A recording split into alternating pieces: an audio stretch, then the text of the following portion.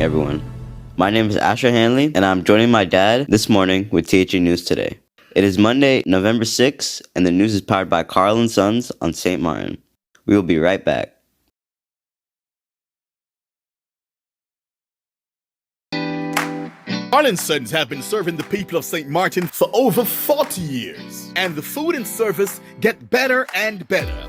From early morning, customers flock to the bakery for their favorite sandwiches, cakes, pastries, you name it. First thing at mornings and last thing at afternoons, folks rush to Carl & Sons for simply the best. There are two locations, Coal Bay and on the Pondville. In Coal Bay, the opening hours are Monday to Friday from 6 a.m. to 6 p.m. On Saturdays, 6 a.m. to 5 p.m. And on Sundays, 6:30 a.m. to 10:30 a.m. and 2 p.m. to 5 p.m. Opening hours on the Pondville, Monday to Friday, 6:30 a.m. to 6 p.m. Saturday and Sunday, 6:30 a.m. to 1 p.m. We also cater for weddings, parties, special events, whatever the occasion. It's Carl & Sons. Our staff, we are always happy to serve you. Call us today, the Coal Bay location, 721-544-2462. That's 721-544-2462. Or in Phillipsburg, 721-543-1059. That's 721-543-1059. It's Carl & Sons Bakery. We are here to serve you.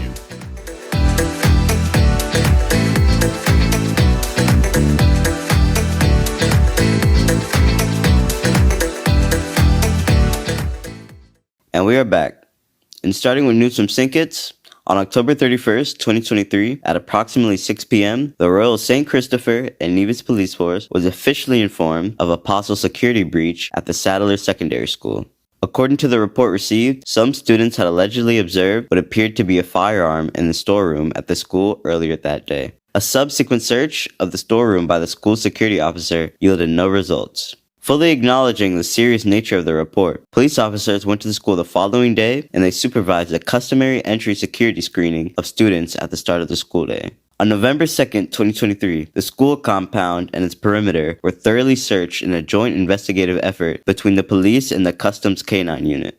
This was done to ensure the compound was free of contraband and to further address additional security concerns expressed by students and staff alike. The joint search produced no illegal items or contraband. We will now turn to my dad for some more news. I'm hoping that I'll be back with you, Dad, to read some more of the news. There's no school today, so I'm going to head back to bed. Back over to my dad, and I wish everyone a great day. Thank you so much, son. I'll be forever proud. Let's now take a look at news out of St. Lucia. This story reminds me so much of a situation on the island of Nevis. Prime Minister Philip J Pierre has confirmed that the long-awaited St. Jude Hospital Reconstruction project has received approval from the Development Control Authority, that's the DCA. We got DCA approvals for the entire buildings last week, Prime Minister Pierre told reporters. According to the Prime Minister, the approvals mark a crucial milestone in the journey to rebuild and improve the healthcare facility in the south. The St. Jude Hospital has been a focal point of discussion and concern in St. Lucia since a devastating fire in 2009. Subsequent years saw various phases of reconstruction and development, but numerous setbacks and delays plagued the project. Prime Minister Pierre, who has consistently advocated for the hospital's revival, expressed his delight, stating, "This is a momentous occasion for St. Lucia. The approval from the Development Control Authority is a significant step forward in our efforts to provide world-class healthcare services to St. Lucians, particularly the people in the south. The approval from the Development Control Authority signifies that the project's architectural plans, designs, and construction proposals have met the necessary regulatory and environmental requirements. The DCA's green light is a significant hurdle that the project has cleared, and it brings renewed hope for the hospital's future." The Pierre administration made the decision to keep the original structures in place and to stop using the box, a new wing that the previous administration had imagined. The St. Jude Hospital Reconstruction Project is a multi-million-dollar endeavor aimed at not only restoring the hospital's damaged infrastructure, but also expanding and modernizing its facilities to meet the growing healthcare demands of the South. The hospital will be equipped with state-of-the-art medical equipment and technology, as well as enhanced patient care services. While the project has faced numerous challenges over the years, including funding issues, political debates, and community concerns, the recent approval demonstrates the government's commitment to see it through to completion. And just so you know, the St. Jude Hospital, I think I know so much about this hospital because it was a political football, if I may call it that, during the last election there on St. Lucia. And of course, a lot of blame was placed on the former UWP administration that was led by former Prime Minister Alan Chastanet.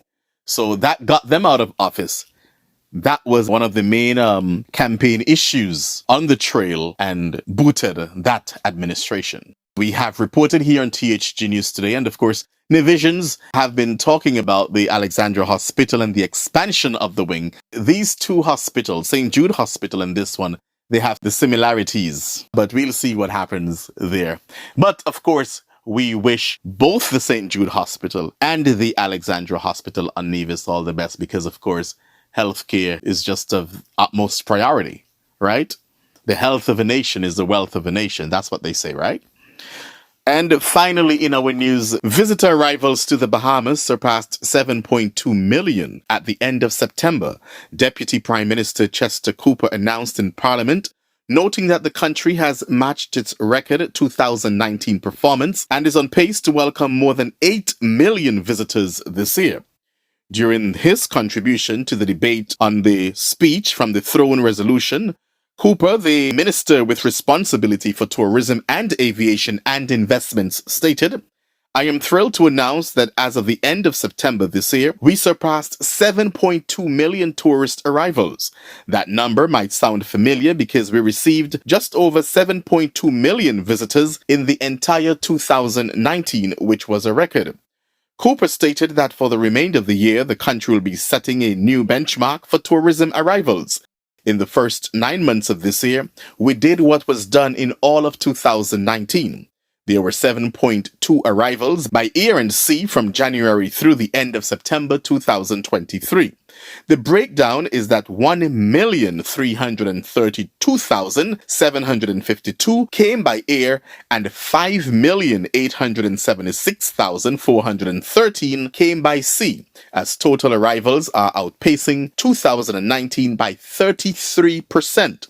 Total foreign air and sea arrivals were higher in January, February, March, April, May, June, July, August, and September 2023 compared to the same months of 2022 and 2019.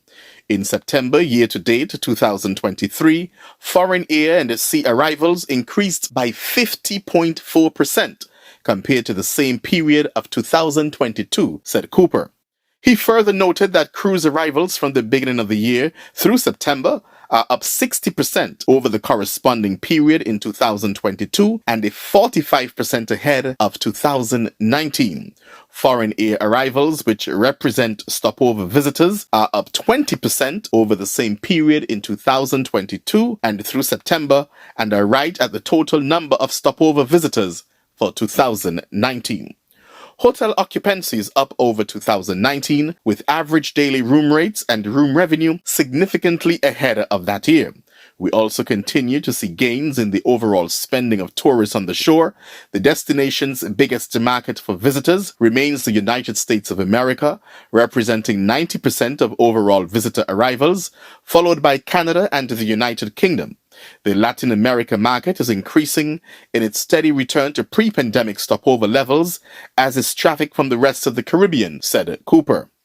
Assessing visitor and visitor trends from January through September, Cooper said that 64.6% of all stopover visitors came to the Bahamas primarily for vacation, 16% for weddings and honeymoons, 5.6% to play in casinos, and 3.5% for business. Regarding developments in the hotel sector, Cooper revealed that the British Colonial Hotel will open on December 12th with 288 renovated rooms and 300 Bahamian employees. Good stuff there coming in from the Bahamas. Something good is definitely happening. That's the end of THG News today. Do join us again tomorrow morning for a similar presentation. I am Mervin Hanley, wishing you a wonderful day.